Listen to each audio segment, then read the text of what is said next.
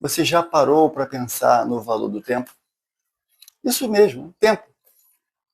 Além de ser um bem não renovável, ele é precioso e é dádiva de Deus.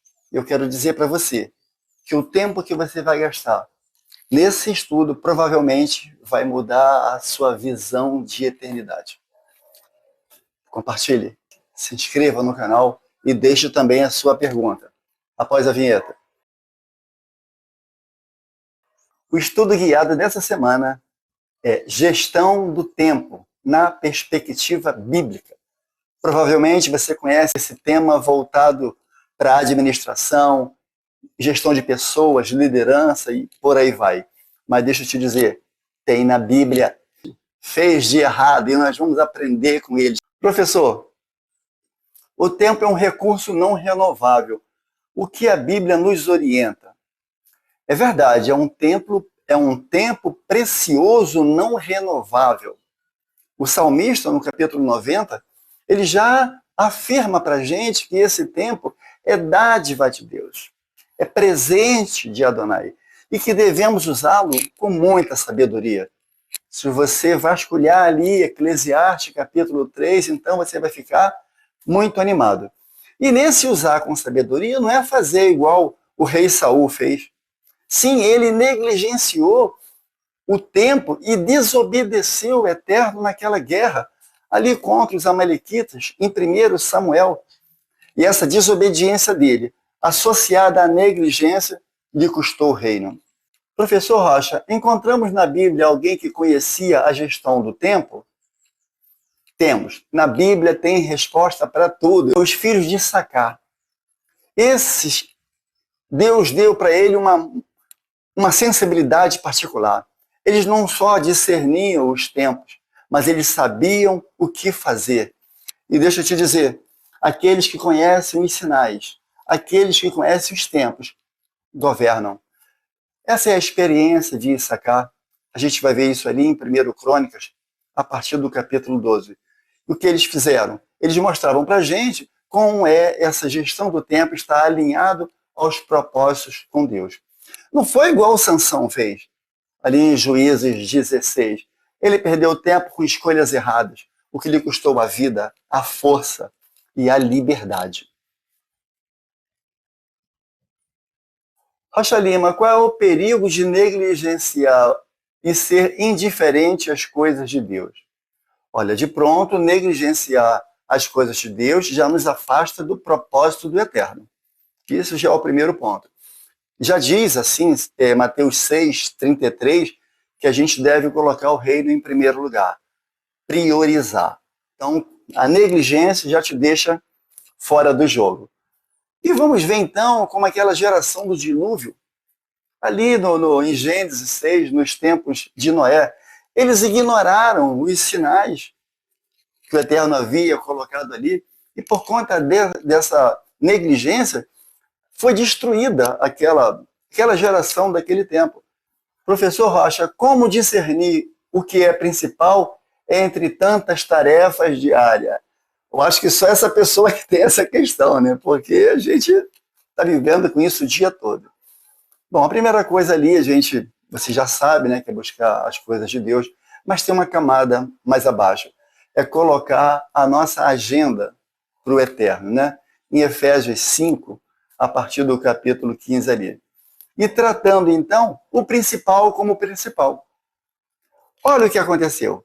Marta, em Lucas, a partir do capítulo 10, ao focar excessivamente nas tarefas, sem discernimento, não priorizou a presença de Yeshua na sua casa.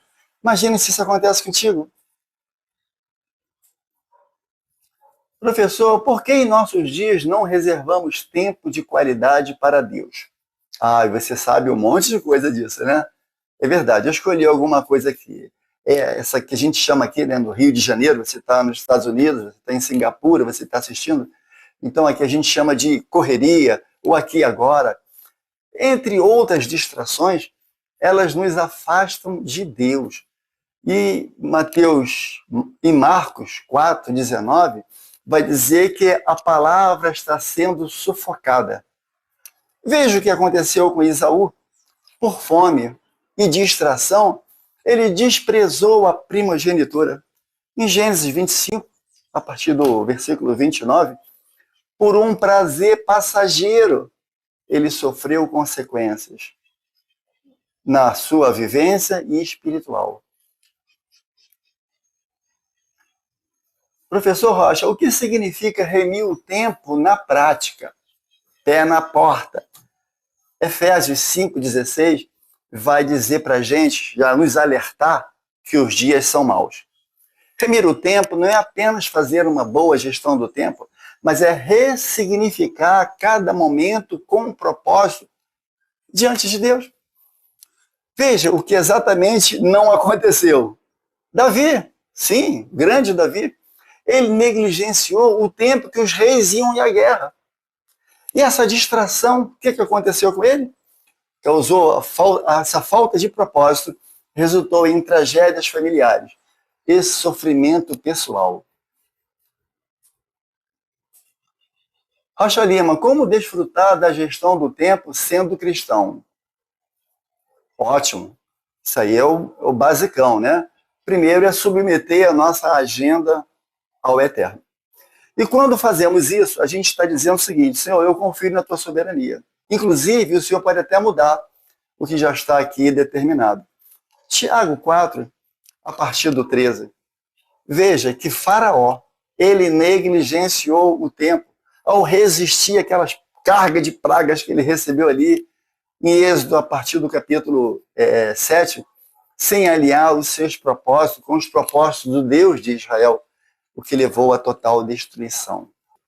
O tempo está te prendendo ou está te libertando? Deixa agora seu like, bota o dedão bem pesadão aí, tá?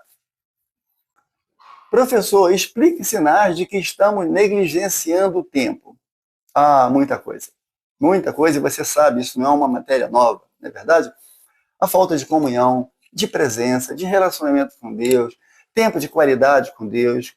E quando eu falo tempo de qualidade com Deus, eu estou dizendo você atrair a sua família para esse momento. Se você é casado, está casado, isso deve estar junto com a sua família. E não fazer como fez aquele Ioná, que você conhece como Jonas. Ele negligenciou o chamado de Deus. A sua rebeldia, a sua negligência atraiu tempestades, sofrimento para si, sofrimento para os outros, estragou o barco, ainda deu trabalho para o peixe. De que lado você está? Professor Rocha, como a negligência espiritual afeta a família e o trabalho? Ah, aí não tem como. Se a nossa vida espiritual não está ajustada, você já conhece alguém que passa por isso, né? Essa desordem espiritual, ela afeta todas as nossas áreas. E você, inclusive, não tem nem mesmo cabeça para estudar, para ler a Bíblia, para trabalhar, para gerar riqueza, porque a nossa vida espiritual está desorganizada, né? Essa negligência causa isso. E a gente vai ver depois em Yohanan, em João, dizendo, no capítulo 15, 5, dizendo ele que sem Yeshua nada podemos fazer. Mas isso não é verdade? Que isso aconteceu com Eli, o sacerdote? Ele não só negligenciou o cuidado do tempo, como da família, e resultou em perdas espiritual com a sua família, a corrupção dos seus filhos. Você lembra disso? Resultou então na perda da Arca da Aliança e a sua própria morte. Já é o final. Eu falei para você que é rapidinho, tá vendo? Olha, professor, como equilibrar a gestão do tempo e a vida espiritual? Isso é interessante, a riqueza para os reis, assim como você, né, separar o tempo de qualidade, ter momento e local. Nós estudamos isso recente, né? Momento e local. Serve qualquer local? Não. Os patriarcas não falavam com Deus em qualquer local e nem em qualquer tempo. Tinham tempo e local. Né? Yeshua também não falava com o Pai a qualquer tempo. Tinha momento e local. Você estudou ali, temos esses vídeos no canal, né? Que Abraão chamou o local de encontro com Deus de montanha, Isaac chamou de campo, Jacó chamou de casa e Yeshua chamou de deserto. Percebe? Não é em qualquer local, e não é de qualquer jeito. Precisa de tempo e local. E que você, então, possa ter desfrutado desse tempo que se você se envolveu aqui com uma gestão do tempo. Provavelmente agora você tem uma ótica, uma lente mais cristalizada para as coisas de Deus. Bom, da Ritra